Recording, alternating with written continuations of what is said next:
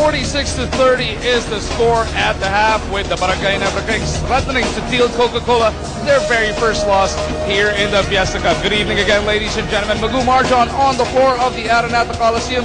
And before we have Miko and Dr. J break down the numbers from the first half, let's take a look at some of the highlights that went down. Early in the first quarter, with Coca-Cola up 4-2, Ronald Tubit ignites a 9-0 run for the Gin Kings with his three-point shot. JJ Helterbrand once again over to Helterbrand for the acrobatic scoop that made it 11-4, leading to Coca-Cola's very first timeout. Coming off that timeout, though, James Penny will attempt that long three, but Gary David is right there for the putback. Wake-up call for Coca-Cola. Gary D once again late in that first quarter, trying to keep it close with a layup. First quarter ends 23-14. Barangay Ginebra on top by 9. Second quarter action. Obvi story of the Gin Kings will wake up. He had 10 points and 11 rebounds right in the first half. Already a double-double performance for the Ginebra reinforcement. Cyrus Baguio, another guy coming off the bench for the Gin Kings, providing the spark. 38-22 after this three-pointer. Ginebra by 16 points. James Penny, the Coca-Cola import, letting out his frustration with this thundering jam. 9 points, 6 rebounds, and 3 shot blocks for James Penny. So that is what went down with the video with regards to the first half. Now let's try and break down the numbers as we turn it over to Miko and the good doctor, Andy Howe. Again, Ginebra up by 16 big points over the Coca-Cola Tigers. Ginebra leading by as many as 20 points in the second quarter, really using a big run. Now, before we go to the numbers, sumali din ako sa ating Easter egg hunt dito sa Araneta, and I got myself a purple egg. So, alamin ko ngayon ano ang nilalaman ng aking Easter egg. What the Easter Bunny got for me. And it says, let's see, you are getting a dinner, free dinner from Dr. Andrew Howe. Wow! Wow, thank you very much. Wala namang problema sa akin yung pati. Never been a problem with me. Okay. You should know me better than dapat pala mas malaki pa hiningi ko. Alright. Hindi ka naman kaya yun. Halftime score again. It's 46-30. Dr. J. Ginebra used that big run in the first quarter. They've never looked back so far. Well, you can see the frustrations during those highlights of James Penny and many of the other Coca-Cola players. Can't get their offensive game going. The energy factor seems to be very much in favor of Barangay Ginebra. And unless they can turn that around in the third quarter, Barangay Ginebra is going to walk away with the victory here, which they really need so badly because they're 1-1 right now. And the percentages later will show us why Barangay Ginebra has such a good lead. Coca-Cola is shooting only 28% from the field against 43% for Barangay Ginebra, and the rebounds are 2-1. 36-18 in favor of Barangay Ginebra. And you're talking about the fact you got Asi Taulaba, you got Penny, you got Espino here in this lineup for the Coca-Cola Tigers. This is not the same Coca-Cola team, so they better wake up here. No? And air ball shot there by Gary David to start off the hostilities for Coca-Cola. Ronald Tubit firing away. That goes over the backboard as we start the third quarter. Let's take a look at the lineups, partner, as you do your thing. We got Rico Villanueva, who also played very well for Ginebra in the first 6 minutes, together with Intal, Tubit. We have Celino Cruz and Obi Story.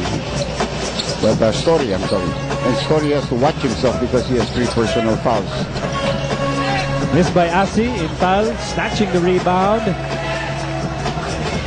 Scoreboard hasn't moved here in the third quarter. Here's Tubit. Story getting the ball. Feels he has that speed advantage against Asi. Pulls up. Misses. Well, you can see that his jump is not really at the top when he releases that ball. Result is open for a 3-point shot, and it's way off the mark. Now, he's a starting 5 player. Really am surprised why they use him at the small forward position as a starter. Because he really is not a guy who puts the ball on the floor. He's a guy who shoots 3-point shots. Enrico Villanueva challenging Penny underneath and picking up the 3rd personal foul of James Penny. Pushing foul number 42, James Penny. No, I'm sorry. Not the 3rd. The 4th personal foul already of Penny. Might be a very short night for him. Villanueva was instrumental in that quick first quarter run by Ginebra as he missed the first free throw.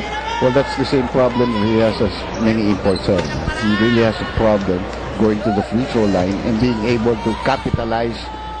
Because those are what we call kaya free throws yan. You're supposed to make them. And you go 0 out of 2. You know, you really waste a lot of the opportunities given. Here's Benny. Fires, scores.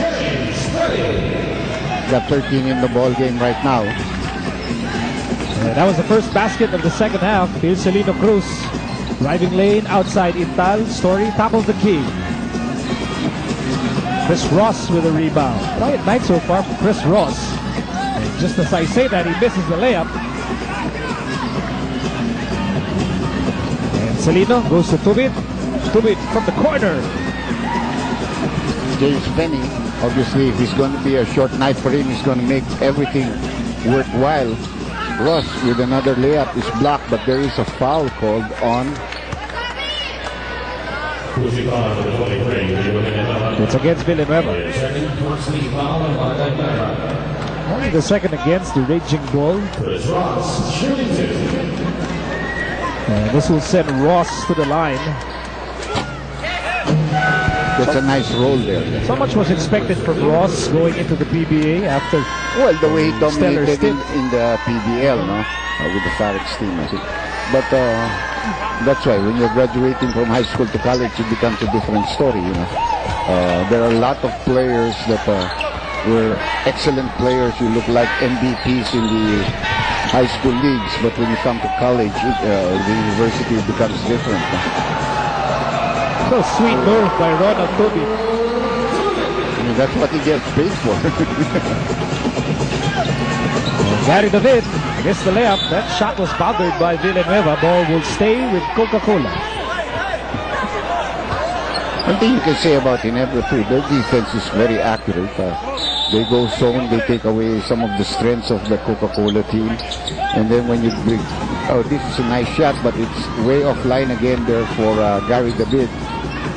Nice pass by Penny. Good offensive rebounding, then the assist. Doing everything for that team, James Penny. Here's Elterbrand. Drop pass, Villanueva. And Ginebra will reset here. 14 to shoot. They go back to Villanueva. Gets away. And Enrico will go back to the free throw line. So another problem for him. It's always been a problem for Enrico. Even going back to his college days. So much so that for a while here, I think about a year ago, he started shooting back shots off the free throw shots. No? Taking a little bit more time here. Still the same. I think you really should put the ball on the floor. Then I think you get a better feel when you tap, you know. Instead of concentrating too hard, holding on to there, he puts it on the floor right now. Then I think you get the mechanics going